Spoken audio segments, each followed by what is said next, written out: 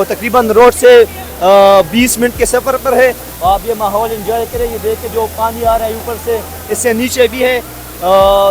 ये बहुत कसीर तादाद में लोग आ रहे हैं इसको। और ये बात है कि इसमें बाइक वगैरह भी आ सकते हैं, गाड़ी में भी आ सकते हैं आप। और उसके अलावा 15 से 20 मिनट का सफ़र है, पैदल आप आ सकते हैं। और ये माहौल लेके ये भाई मुझे लेकर आए, इसका नाम है एहसान, और मैं इसको अप्रिशिएट करता हूँ। बहुत अच्छी जगह पे मुझे लेकर आया है, और आप लोग भी आ जाए और इन्जॉय करें। मौसम भी इधर बहुत अच्छा है, पहाड़ों के बीच में भी ये जो वाटरफॉल है। शुक्रिया, बहुत थैंक यू सो मच।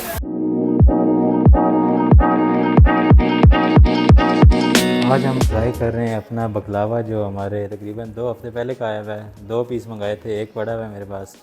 और ये पहली दफ़ा मैं हेलमेट में पहन कर चेक करूँगा कैसा फ़ील होता है। अभी तो ठीक ही लग रहा है क्योंकि एसी वाले रूम में हूँ। कल का जो मेरा एक्सपीरियंस था, काफ़ी ज़्यादा गर्मी थी तो हेलमेट में पसीना आ रहा था। अब इससे ये होगा कि थोड़ा बचत हो जाएगी, शायद पसीना आया भी तो जज़ब हो जाएगा। थोड़ी ज़्यादा फिटिंग सी फील हो रही है अभी फ़िलहाल, तो हर जगह बन जाएगी, लेकिन हेलमेट शायद लूज़ हो जाए उसमें। और कुछ ऐसा एंगल देखने को मिला। पहले ये लाइट मेरी आंखों में लगती थी, लेकिन अब ये आ गया नाक पे, तो ठीक है। अभी तक तो एक जगह गर्दन आपकी बच जाएगी, इस पर काली नहीं होगी अगर गर्दन बचाना चाहते हो तो। अभी बाहर धूप है, निकलते हैं कहीं पर, बाइक के बारे में बात करते हैं और चंद बातें करते हैं। आज हम बाइक के बारे में बात करेंगे और काफ़ी सारी बातें करेंगे, ठीक है।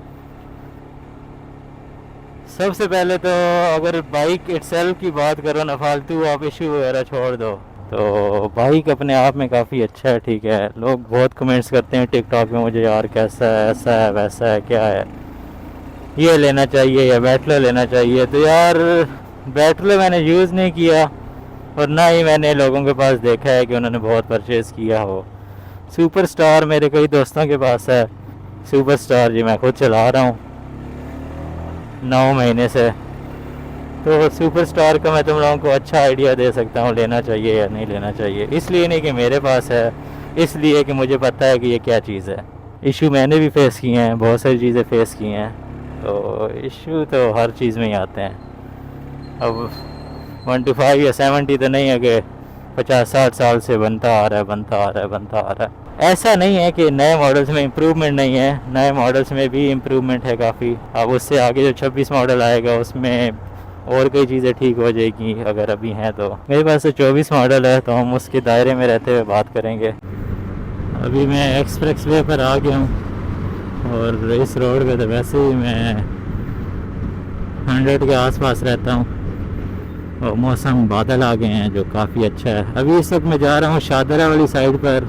अभी यहाँ से पेट्रोल डलवाते हैं हाई ऑक्टेन, फिर आगे जाएंगे तो देखेंगे। मीटर पे स्क्रैच पड़े हुए दिख रहे होंगे, उसके पास पड़ा रहा है 2 हफ्ते 3 हफ्ते मीटर, तो उस पर जो शीट लगी हुई है उस पर स्क्रैच पड़े हैं, वो शीट उतारनी है, फिर दूसरी शीट लगवाएंगे इस पर। एक चीज़ है, टैपिड एडजस्टमेंट के बाद बाइक बहुत ज़्यादा स्टेबल हो गया है। हैंडल की वाइब्रेशन भी मुझे कम फील हो रही है, और ओवरऑल भी ना बाइक काफ़ी स्टेबल फील हो रहा है।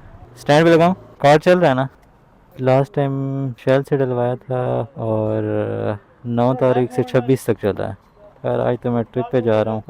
PSO का और बाकी पम्प्स पे मुझे एवरेज पहले भी कम मिलती थी, और आज देखते हैं आज क्या एवरेज मिलती है हमें यहाँ पे।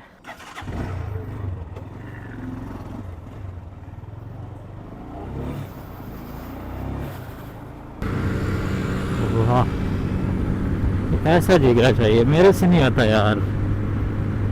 जब मेरा मूड आता है तब मैं कट शट मार के वो करता हूँ, लेकिन मेरा कभी ऐसा वो नहीं हुआ। मुझे आराम से चलाने में मोटरसाइकिल ज़्यादा मज़ा आता है, और मेरा आराम तो तुम्हें पता ही है।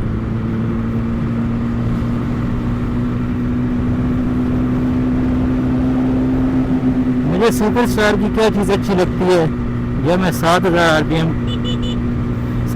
RPM क्रॉस करता हूँ, तो वो जो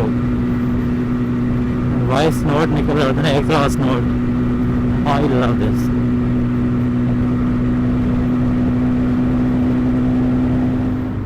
ये बकलावा मैंने फर्स्ट टाइम पहना है, तो मैं थोड़ा इरिटेट हो रहा हूँ कि मेरे आंखों के ऊपर है, तो उस चीज़ से मैं तंग हो रहा हूँ। दूसरा मेरे होंठ जो है साथ चिपके हुए हैं, उसके नाक मेरी जो है वो रिमोट की तरह बनी हुई है तो मुझे बड़ा अजीब सा फील हो रहा है इस वक्त, काफ़ी तंग हो रहा हूँ मैं इससे, आदत नहीं है। अभी फैज़ाबाद से मरी वाली तरफ मुड़ जाऊँगा, वैसे रास्ता मुझे नहीं पता है, एक दफ़ा मैप मैंने गौर से देखा है और मैंने कहा अब इसी तरह निकलते हैं, देखी जाएगी। आय हाय हाय हाय हाय, चस्सा भाई चस्सा, जो भी है ये मशीन एक ब्यूटीफुल मशीन है, beautiful, beautiful, not beautiful, it's beautiful. बचा भाई बचा, पहले आना। हबस हबस सी फील हो रही है, एक तो बकलावा पहना है उसमें एल से अलग सी घुटन हो रही है, और ओवरऑल दरख्तों में आया हूँ तो यहाँ पे हबस हबस सी है, लाइक फ्रेश इन्वायरमेंट नहीं है। बकलावा पहन के अभी ये सोच रहा हूँ कि यार क्या गलती कर दी पहन के, ऐसे भी ठीक था। थोड़ा माथे पे प्रेशर सा बना हुआ है यार, अजीब सा। चाचू लोग खड़े हुए हैं बहुत सारे, अल्लाह सलामत रखे सबको।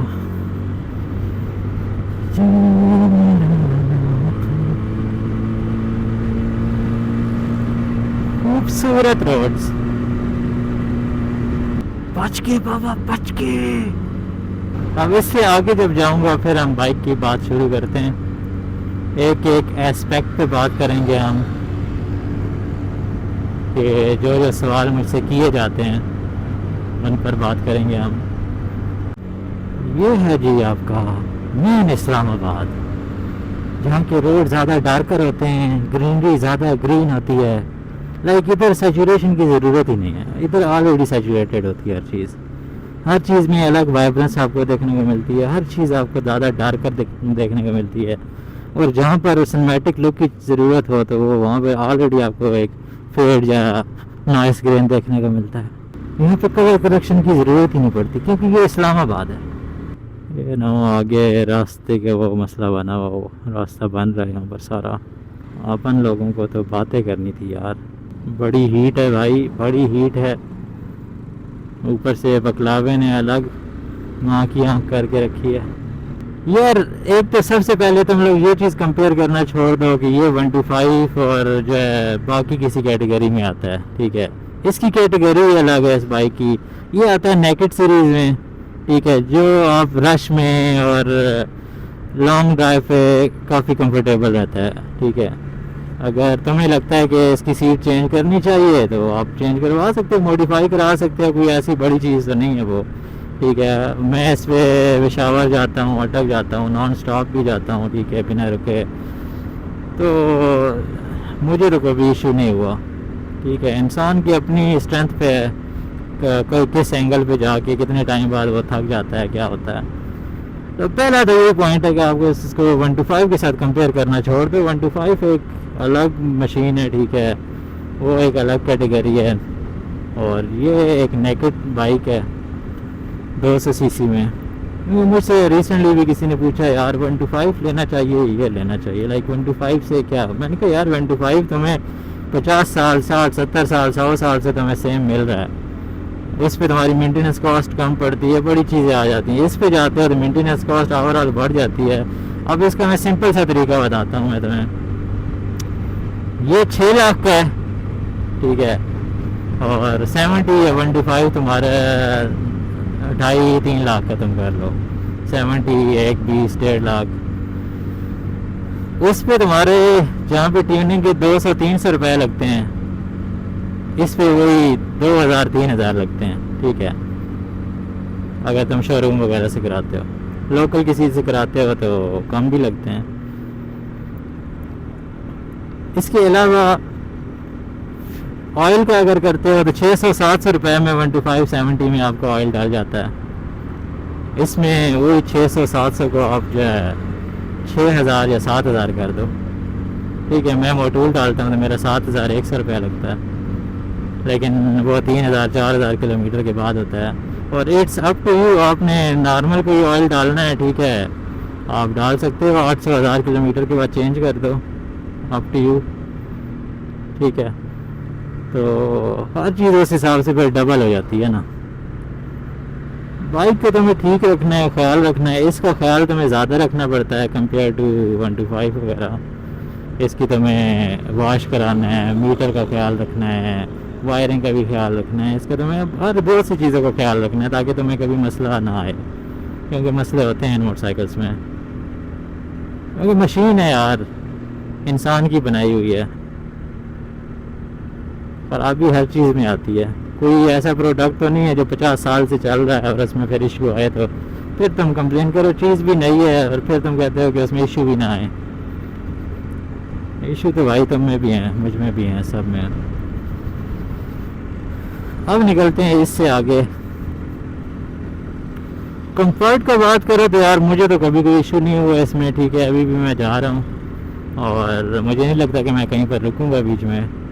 हाँ, वीडियो वगैरह, कैमरा वगैरह चेक करने के लिए, मैप के लिए रुकना पड़ेगा, लेकिन अदरवाइज़ मुझे कोई ऐसा वो नहीं है कि मैं रुकूँ आराम करूँ। हाँ, लंबा सफ़र है तो बंदा कहता है चाय पी लेता है, क्योंकि बंदे ने खुद को देखना है कि वो कहाँ पर जाकर थक रहा है, चाय पानी पी लिया कहीं पर रुक के। तो कंफर्ट के हिसाब से तो मुझे कोई इशू नहीं हुआ। रिसेंटली इसमें वाइब्रेशन आनी शुरू हो गई थी, हैंडल पे वाइब्रेशन थी काफ़ी ज़्यादा, एग्जॉस्ट की वजह से थोड़ी वाइब्रेशन थी, ठीक है। कल जब टैपिट वगैरह उसने एडजस्ट किए हैं, ठीक है, नीचे से वो मैग्नेट भी उसने थोड़ा टाइट वाइट किया है, कुछ वो लगा हुआ था, उसने बड़ा बेहतरीन काम किया है। तो मुझे हैंडल पे अभी वाइब्रेशन कोई भी नहीं फील हो रही, ठीक है। इस स्पीड पे अभी मैं 67 की स्पीड पे चल रहा हूँ, तो मुझे यहाँ पर जो है कोई ऐसा वो नहीं हुआ। अभी मैं बिल्कुल कंफर्टेबल हूँ। अभी हम इसको करते हैं ना कि यहाँ पर इसको लॉक कर देते हैं, ठीक है। अब ये भाई खुद ही जाते रहेंगे और हम बात करते रहेंगे आप लोगों से, बस आगे कोई चीज़ ना आए, ये ख्याल रखना है। यहाँ पर तो नहीं जाना, अब इस चीज़ का मुझे पता नहीं है, यहाँ से कोई रास्ता जाता हो। मेरे ख्याल से मुझे लेफ़्ट नहीं मुड़ना, मुझे थोड़ा आगे जाके कोई टर्न लेना है, ऐसा कोई सीन होता है। यहाँ जाते हैं तो फिर पता चलेगा। मेरे ख्याल से तो इधर से आगे जाकर शादरा का रास्ता आता है। हमारी बहुत ज़्यादा बातें मिक्सअप होंगी बीच में, ठीक है, तो मुझे माफ़ कीजिएगा, क्योंकि ट्रैवल कर रहा हूँ। वो एक नॉर्मल रिव्यू नहीं कर रहा बाइक का कि एक जगह खड़े होकर आप लोगों के लिए वीडियो बना लूँ, क्योंकि वो मेरे से नहीं होता। होपफुली मैं सही जा रहा हूँ, गलत ना हूँ, नहीं तो बड़ा लंबा चक्कर पड़ जाएगा।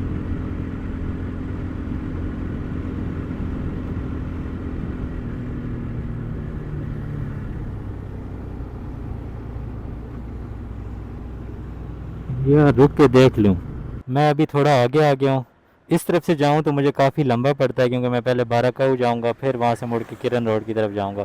थोड़ा सा पीछे एक छोटा सा रास्ता है, उधर जाऊँगा तो वहाँ से फिर ना मैं उस तरफ निकल सकता हूँ किरण रोड की तरफ। वो छोटा सा रास्ता है, जाके देखते हैं कैसा है। देखो, मैं बिल्कुल राइट जगह पर जाकर रुकता हूँ, मुझे पता होता है कहीं कुछ ना कुछ जो है गड़बड़ सी हो रही है, तो इस रास्ते पे जाऊँगा। ये है शादरा रोड, ये छोटा सा रोड है। आई होप कि ये खूबसूरत सा रोड हो। टायर स्लिप होता है यार बड़ा। मैं ब्रेक लगाई हुई है, मेरा मोटरसाइकिल आगे आ ही जा रहा है, और फिर अगली ब्रेक दबाई है। वो मेरे सामने जो बंदा रुका हुआ था उसके लिए कि मैं रुक जाऊं, लेकिन मोटरसाइकिल ने कहा नहीं भाई, तुम जाते रहो भाई, जाने दो, ठुकता है तो ठुकने दो, तुम्हारा क्या जा रहा है।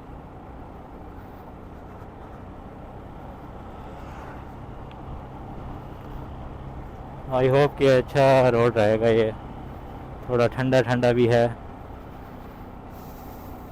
कंफर्टेबल की बात कर रहे थे तो यार कंफर्टेबल है भाई, कोई इशू नहीं है, मुझे इशू नहीं फेस हुआ। तुम्हारा अपना एक वो है, तुम्हारी जिसामत क्या है, ठीक है, तो तुम्हारा वेट कितना है, वो चीज़ भी देखी जाती है। फिर इसमें तुम कौन से रोड्स पे चलते हो, क्या तुम्हारा सिनेरियो है, ठीक है, तो मल्टीपल चीज़ें आ जाती हैं। हर एक बंदे का एक अलग पर्सपेक्टिव होता है। बाइक के इशू क्या क्या हैं, तो यार मेरे पास 24 मॉडल है। मेरा टैंक का इशू आया था, वो मैं उमर भाई से बात की, उमर भाई कहते हैं आ जाओ। मैंने कहा ओके ओके बॉस, मैं पहुंचा। खैर मैं टाइम पे तो कभी भी नहीं पहुंचा, लेकिन गया हूँ, सारे काम हो गए। टैंक उन्होंने वेल्ड करा के दिया गैस वेल्डिंग से। रिप्लेस से मुझे उन्होंने कहा था कि रिप्लेस कराओगे तो कंपनी का आइटम है आया हुआ है, वो फिर लीक हो जाएगा, फिर मसला होगा। अभी ये चीज़ है कि हमें पता है ना लीक हो गया है, अब इसको गैस वेल्डिंग करा देंगे उन एरियाज से जो जो ज़रूरी हैं, तो आपका काम ठीक हो जाएगा, दोबारा ये मसला नहीं आएगा। अगर तो कहते हो नया लगाना है तो नए में फिर बाद में फिर से जो है वो हो जाएगा। मुझे एक दो कमेंट्स आए थे आपने नया क्यों नहीं लगवाया, तो मैंने कहा यार पुराने की वेल्डिंग करवाई थी, मैंने कहा नया लगा के फिर फ्यूचर में मसला आ जाए फिर खुलवाना पड़े, तो हर बार तो नहीं होता ना कि आपका काम फ्री ऑफ कॉस्ट हो जाए। तो वो वेल्ड हो गया, सब कुछ हो गया, और आए दिन आज 8-9 महीने हो गए हैं बाइक को, मुझे कोई इशू नहीं आया। बाइक का एग्जॉस्ट का एक इशू है जो शायद मेरे बाइक में बाकियों में नहीं है, शायद हो, आइडिया नहीं है मुझे इसका, मुझे मेरे पास तो है। बाइक का एग्जॉस्ट शोर करता है, वो जो पतरी सी है वो राफ्टिंग क्रिएट करती है काफ़ी। सील्स वगैरह चेंज करा दो तो कुछ टाइम स्टेबल रहता है, लेकिन सील्स फिर जो है टाइट थोड़ी करो, फिर टाइट करते करते तो वो ख़त्म हो जाती हैं, तो वाइब्रेशन सी रहती है। आप जब चौथे गियर से तीसरे में आते हो या तीसरे गियर पे स्पीड देके छोड़ते हो तो वो राफ्टिंग सी होती है, तो बहुत बड़ी बुरी लगती है। हेलमेट के बगैर बहुत ज़्यादा आप तंग होते हो उससे, हेलमेट में फिर नहीं पता चलता। तो सीन फिर ये है कि अभी मुझे वो चीज़ फेस होती है, लेकिन वो सील में चेंज करवाई है पिछले दिनों, एक सील रखी है, एक और रखवानी है एग्जॉस्ट वाली जो इंजन के पास डलती है, तो उससे काफ़ी स्टेबल हो गया था, वरना पाँव में वाइब्रेशन हो रही थी एग्जॉस्ट की वजह से, तो वो वाइब्रेशन ख़त्म हो गई उसके बाद। लेकिन स्टिल वो राफ्टिंग सी जो है जब सही टाइट कर दो एग्जॉस्ट को फिर नहीं होती कुछ दिन तक, 1-2 हफ्ते, लेकिन फिर शुरू हो जाती है। तो पाइप का जो क्लिप होता है ना, वाटर पाइप वाला जो 4 इंची होता है, 3 इंची, वो पाइप क्लिप मैंने लिया और मैंने एग्जॉस्ट की एक साइड है वहाँ पर मैं लगा दिया। होपफुली मैं यहाँ पर वीडियो लगा दूँगा आपके रेफरेंस के लिए, तो बाइक काफ़ी ज़्यादा जो है वो आवाज़ ना आए, वो आवाज़ ख़त्म हो जाए। तो मैंने कहा यार ये तो ठीक है, लेकिन होता ही है कि वो क्लिप 3 से 4 दिन बाद टूट जाता है, क्योंकि वो जगह एंगल पॉइंट उसका ऐसा है कि वो पतरियाँ सी बनी हुई हैं, तो समझ नहीं आता बंदा क्या करे। अब जाना कहाँ है यहाँ से भाई साहब, खूबसूरत पानी से हमें बड़ा डर लगता है भाई। ओए ऐसा लगा पिछला टायर स्लिप हुआ, पानी से मुझे बड़ा डर लगता है, इसके टायर पानी के लिए बिल्कुल भी नहीं है। ठीक है, देखो एक और चीज़ रिव्यू में आ गई हमारे पास, टायर्स की बात की जाए तो एग्जॉस्ट का एक शोर सा होता है वो बुरा लगता है, उसको मैं बहुत तरीके मैंने चेक किए हैं, वो क्लिप लगा के एडजस्ट हो जाता है वक्ती तौर पे, लेकिन वो क्लिप टूट जाता है। अभी मैंने सोचा था एग्जॉस्ट पे गैस वेल्डिंग करा के ना, तो उसको पक्का एक नट बोल्ट वगैरह लगा दूं या एक लोहे का क्लिप बनवा के तो सेट कर दूं, ताकि स्यापा ही मुक्के, पतरी वाला क्लिप टूट जाता है कुछ दिन बाद। और कोई इशू रिसेंटली मेरा वायरिंग का इशू आया हुआ था जो कल ही ठीक हुआ है। ठीक है, मेरे DRLs काम नहीं कर रहे थे और मेरा मीटर ब्लैंक हो गया था। हर मीटर का मेरा मसला नहीं था, क्योंकि मीटर की अभी भी जो है मीटर जब लगाया तो ब्लैंक ही था, लेकिन नीचे से एक अर्थिंग वाली तार डाल के तो पहुंचाई है, जो मेन जो तार आ रही थी वो काम नहीं कर रही। ठीक है, तो वो कनेक्टर के साथ जंपर लगा कर तो वो चला दिया हमने, तो हमारा काम चल गया है। इन फ्यूचर इन केस अगर ज़रूरत पड़ती है तो हम पूरा जैक चेंज कर सकते हैं, अगर मुझे कोई इशू आता है, मीटर बंद होता है, कुछ होता है। पर फिलहाल मैंने कहा पैसे बचाओ, काम चलाओ, वरना वो 1500 रुपये का जैक मिलता है, नया लग जाता है। यार एक बात कहूँगा, बकलावा पहली दफ़ा पहना है और सत्यानाश हुआ पड़ा है, माथे पे ऐसी टेंशन बनी हुई है ना, कहीं पे रुकूंगा तो वहाँ पे उतार दूंगा भाई। यहाँ की फ्रेश हवा लेते हैं, सारी बकलावे ने रोकी हुई है।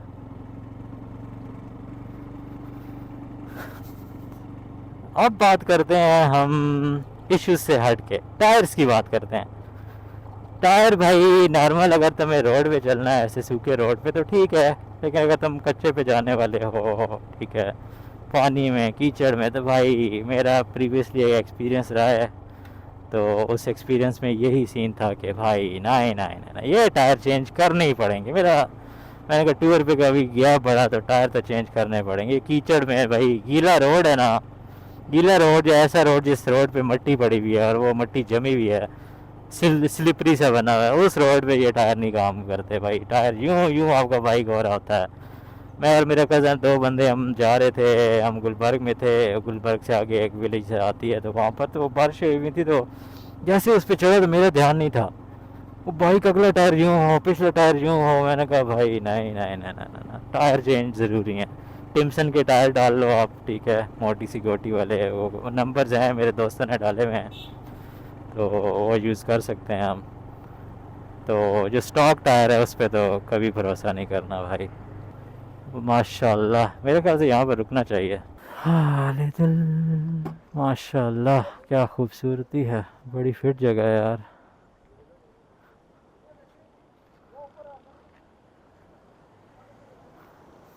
ओए होए होए माशाल्लाह, वहाँ पे बच्चे नहा भी रहे हैं, खूबसूरत। मैं इधर आया हूँ, यहाँ पे रुका हूँ थोड़ा, ये एरिया वगैरह चेक करो तुम, ठीक है, खूबसूरत। ये कुछ लड़के हैं जो पूछ रहे थे बाइक के बारे में, रेसे वगैरह मारते हो, कितना भागता है, क्लच प्लेटें कौन सी हैं, क्या क्या चीज़ें हैं तो वो चेक कर रहे थे और पूछ रहे थे कौन सा बाइक है, कह रहे रेसे लगाते हैं। मैंने कहा नहीं, मैं तो ट्रैवल के लिए बाइक ली है, सुकून से चलाने के लिए। तो भाई यहाँ से अगर तुम वो पहाड़ देखो आगे, वो चेक करो माशाल्लाह, तो काफ़ी खूबसूरत जगह है। और अभी यहाँ पर रुका हूँ। अब ऐसे ट्रैवल करते वक्त तुम कहो कि तुम थकते हो, तो भाई मुझे नहीं लगता कि कोई इसके पीछे रीज़न है थकने का। मैं तो आराम से यहाँ पे बैठा हूँ, आके रुक गया हूँ और अब आगे फिर निकल पड़ूँगा। देखते हैं कहाँ तक जा सकते हैं हम। अब ये वो जगह है जहाँ हम नीचे बैठ के खाना शाना खा सकते हैं। आई बिलीव हमें जाके यहाँ पर रुकना चाहिए। ओए हाय हाय हाय हाय हाय, माशाल्लाह, वो कहाँ से पानी आ रहा है। यहीं पर आना था हमने, इतनी सी यार, ये तो कोई जगह नहीं है, मतलब मुझे लगा कोई लंबा सफ़र होगा, ये कम जगह है। आगे किसी वाटरफॉल पे फिर निकल जाऊँ। यहाँ पर देखते हैं चाय वगैरह मिलती है, चाय शाय पीते हैं फिर आगे चलते हैं। चाय मिलती है इधर? चाय सब कुछ मिलता है इधर से जाओ ना, ये सीढ़ी जा रहे हैं अच्छा नीचे पेड़ है। अच्छा, सही, मेहरबानी। आपका नाम? मोहम्मद सलाम। अस्सलाम वालेकुम। लोग बहुत अच्छे होते हैं, ट्रैवल करते हो आप। मैं यहाँ पर रुका हूँ, यहाँ से चीज़ें एनालाइज कर रहा हूँ कि क्या क्या पॉसिबिलिटीज़ हैं, तो वो उधर चेक करो क्या मामलात हैं। फिर वो उस तरफ इधर हम बैठ सकते हैं, तो नीचे जाता हूँ, बैठता हूँ। बूट वगैरह उतारने पड़ेंगे, जुराबे वगैरह। वो कह रहे हैं वीडियो इनकी नहीं बनाना, उनकी वीडियो वैसे भी मैं नहीं बना रहा। अरे रब्बा, आज मज़ा आएगा ना। इनको हम यहीं पे साइड पे रख देते हैं और इधर हमने इनको पार्क कर दिया मोटरसाइकिल की तरह। उधर जाके बैठता हूँ कॉर्नर पे। अल्लाह खैर। ओए होए होए होए होए होए, सुकून यार, सुकून, मज़ा। लेकिन वो सारी फैमिली वाली जगह थी, तो कहता है भाईजान खफा ना होना। और उसके पास चाय भी नहीं थी, चाय उधर से मिलेगी, आप उधर पी लो। अभी मैंने सेटअप लगाया है, फैमिलीज आ रही हैं। मैंने कहा मुझे कोई मसला नहीं है, हमने चाय पीनी है, नहीं है तो हम कहीं और चले जाएंगे। आगे चलता हूँ उस तरफ, वहाँ पे देखता हूँ चाय मिलती है तो। अच्छा, क्या खूबसूरत जगह है यार। ऊपर चाय भी उसके पास नहीं थी, वो फैमिली को ही चाय देगा, लाजमी सी बात है। और आगे जाते हैं, देखते हैं। वो मुझे कह रहा है कि 2 मिनट ऊपर आपको जाना पड़ेगा, और मौसम भी अच्छा हो गया है तो अपना मूड भी अच्छा करते हैं। वरना मैंने जुराबे शराबे उतार दी थी, मैं बैठ गया था, बड़ा सुकून वाली जगह थी। पहाड़ एंजॉय करते हैं हम बने जिस। ओए होए होए, ये क्या है? ये कोई अंदर पुरानी हवेली तो नहीं है 1920s की? बाइक की भी हमने आगे बात करनी है, ठीक है। तो हमारा ये थोड़ा सेगमेंट ऐसा है कि हम मल्टीपल चीज़ें इसमें डिस्कस कर रहे हैं। लाइफ भी है इसमें और रिव्यू भी है, लाइफ का रिव्यू भी है। खूबसूरत है वो इतना, रहा नहीं जाता, खूबसूरत है वो इतना।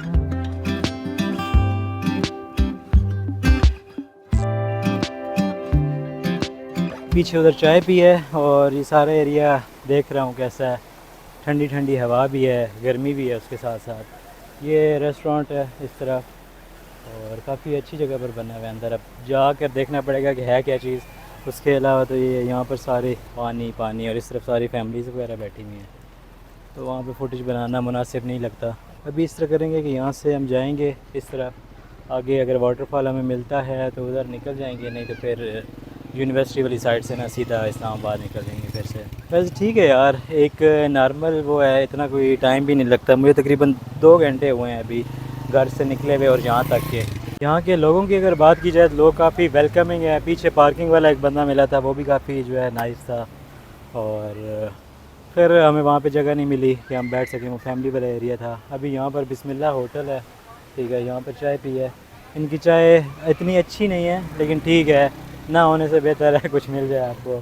फैमिली के साथ आते हो तो मज़े, काफ़ी स्पेस है नीचे बैठने की। खुद आते हो तो फिर कहीं पे भी बैठ सकते हो, अपना एरिया है। यहाँ पर चाय पीने के बाद मैंने अपना बैग पैक कर लिया और आईफोन को भी बैग में रख दिया और चल दिया काउंटर पर ताकि चाय के पैसे पे कर दूँ। पैसे पे करने के बाद यहाँ से निकल पड़ा शुंबर वाटरफॉल की तरफ, जो कि 3 से 4 किलोमीटर की दूरी पर है। रास्ते में काफ़ी अच्छी सीनरीज देखने को मिली, खूबसूरत पहाड़, अच्छे रोड, गाय भैंसें और वहाँ के लोग, काफ़ी अच्छा सीन था। आई होप ये व्लॉग तुम लोगों को पसंद आया होगा और पार्ट 2 का इंतज़ार कर रहे होगे। पार्ट 2 भी जल्दी अपलोड करूँगा। तब तक के लिए अपना ख्याल रखो, सबका ख्याल रखो, माहौल को साफ रखो, राइड सेफ, वेयर हेलमेट। मिलते हैं।